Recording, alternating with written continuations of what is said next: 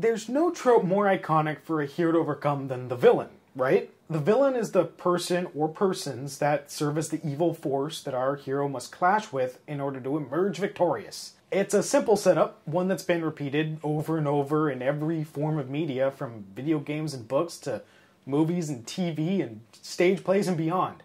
When you hear villain, you immediately know the character's role in the story. So what if I told you that you've likely been using another word as a synonym for villain and doing it incorrectly? What do you think of when you hear the word antagonist? Does a villain come to mind, an evil being with which our hero must contend? Well, what if I told you you were mistaken? You see, a villain is defined as a character whose evil actions or motives are important to the plot. Notice that the definition specifically points out evil. The villain's actions are part of the story in order to act as a final goal to be overcome by the hero. We want to see the villain lose because we know they are likely, if such actions haven't already been made apparent, performing many vile deeds behind the scenes, and it's important that they are immediately dealt with. In contrast, the antagonist is described as simply someone that opposes the hero and serves as an adversary or rival. Notice that while the antagonist may oppose the hero as a rival, their specific actions aren't spelled out for us. I mean, Gary Oak wasn't a villain, he was an antagonist. Now, a villain can be a form of antagonist, and a foe that opposes the hero can certainly come across as villainous, but they may simply be after a similar goal, and their methods disagree with ours. Or they simply wish to be the first or only one to achieve victory. A good example of this is the example of an antagonist in the indie game Shovel Knight. I should warn you, spoilers ahead.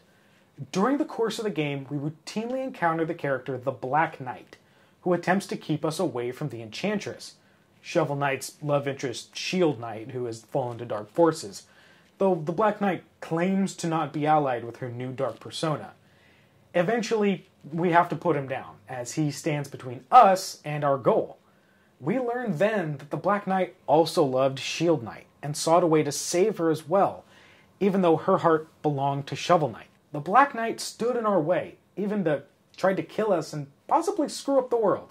But there wasn't any evil intent in his actions, and while he opposed our own journey, he did so because he felt it crossed his own quest for his fallen love.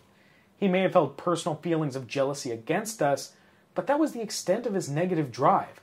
The Enchantress, however, or more specifically the spirit that claimed her soul, directly serves as a villain, not merely an antagonist that we have to overcome. While Shovel Knight knows that his beloved is possessed, he's still forced to do battle in order to slay the evil that has taken her, and thus end her villainy. Now, a more interesting thought experiment comes in the story of Tales of Berseria. Now, I'll admit that I'm still actually playing the game as of this video, but I've gleaned enough of an impression and enough knowledge of the characters thus far to have some fun table turning. So far, our main antagonist, notice I don't say hero, is Velvet, who after becoming a demon, after witnessing her brother-in-law kill her younger brother, and was then sealed away for several years in a dark prison. We fast forward to the present, and her brother-in-law, Artorias, is the leader of a church that preaches reason over raw emotion and freedom, pesky things like that. And while some people grumble and rebel, the mass majority of people you encounter enjoy the safety his order brings, and he's hailed as the savior of the world, even called a shepherd of the people. Your party consists mainly of individuals that rebel against the church, from demons to disillusioned church members. Your actions are far from heroic, often being pushed by Velvet toward her goal of killing Artorias for revenge. A recent series of missions saw me destroying stores of medicine, admittedly also acted as a sort of drug. You see, other people's plights don't really concern Velvet unless they directly facilitate her revenge.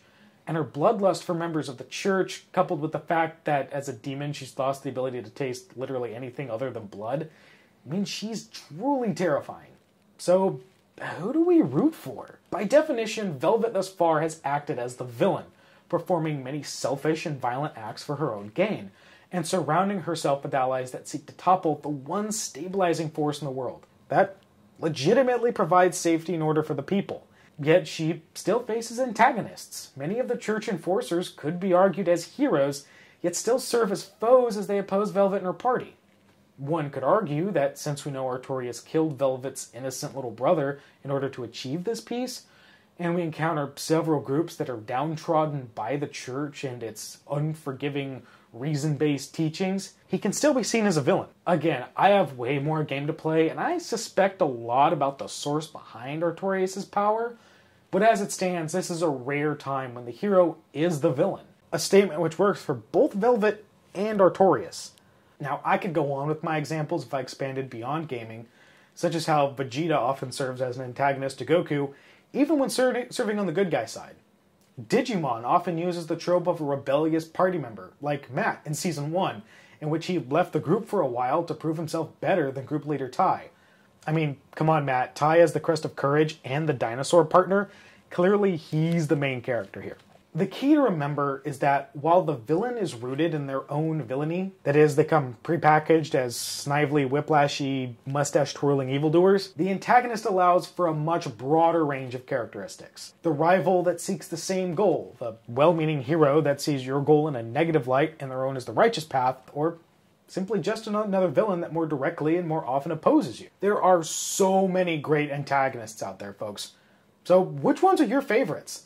Let me know in the comments. And until next time, gamers, stay cultured.